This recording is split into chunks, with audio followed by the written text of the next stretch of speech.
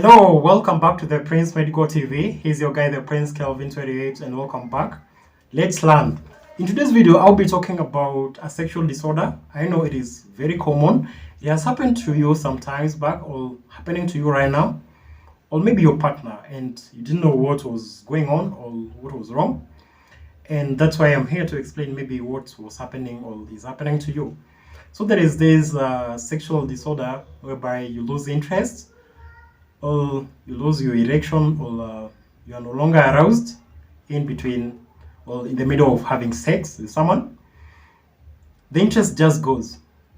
Now, this is not a normal thing. It is a disorder, a sexual disorder that may need to be addressed.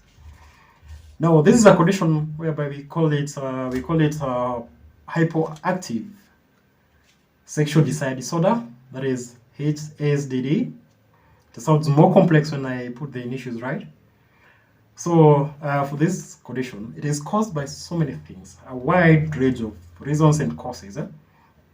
Maybe to just mention a few, there is states you have anxiety because maybe it's your first time with that person, or it's a new partner, and you don't know what they will say about you when you're done with the intercourse.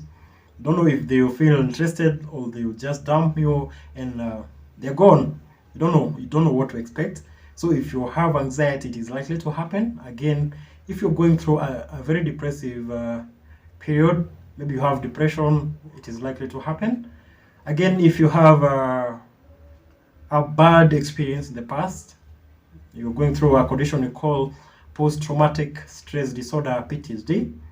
Maybe you're sexually harassed by someone or abused or assaulted, then you have this sexual phobia in you. It is likely to happen. Again, if you have long-term or lifelong conditions or diseases such as hypertension, diabetes, it is likely to happen to you. And again, if you're really tired, you've been having a very busy day, it is likely to happen to you. There is also hormonal imbalance. If you've been going through hormonal imbalance, then for women, you're not aroused, or you're aroused, but you're not wet, and your partner gets in. It is very painful because you have low estrogen levels, it gets very painful, and you just get turned off. So hormonal imbalance can be one of the reasons why you have H.S.D.D. So how do we treat this condition?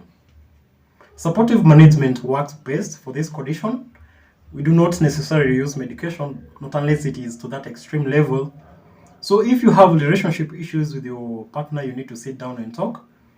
There are so many people who have sex to solve fights and arguments with your partners. And if you do that, there's a situation may come and arise, and you end up being frustrated more than you were. So you need to sit down and talk with your partner and agree and solve the issues that you have.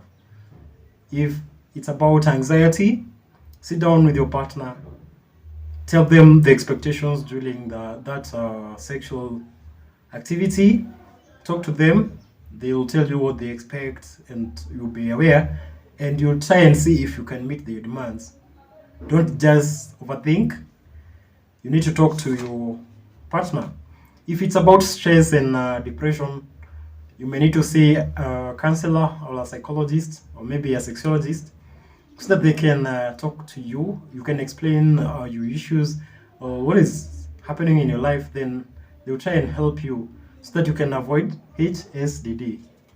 If it's about fatigue and being tired, you need to have a good time with yourself. You refresh before you get into the act. If again it's about PTSD or post-traumatic stress disorder, you need to see a psychologist so that they can try and help you get over the past experiences so that it doesn't affect your sex life. For hormonal imbalance, hormonal therapy will work for you. It will work for you. If it's about being on medication because of lifelong diseases, you can talk to your physician, your doctor, tell them these drugs I think they're affecting my sexual life, and maybe they may consider changing or shifting the drugs or the medications. I hope you have learned a lot. I hope you have understood what have been happening to you or have happened to you in the past or your partner, and now you know what to do. You're always here to learn, and we will always learn.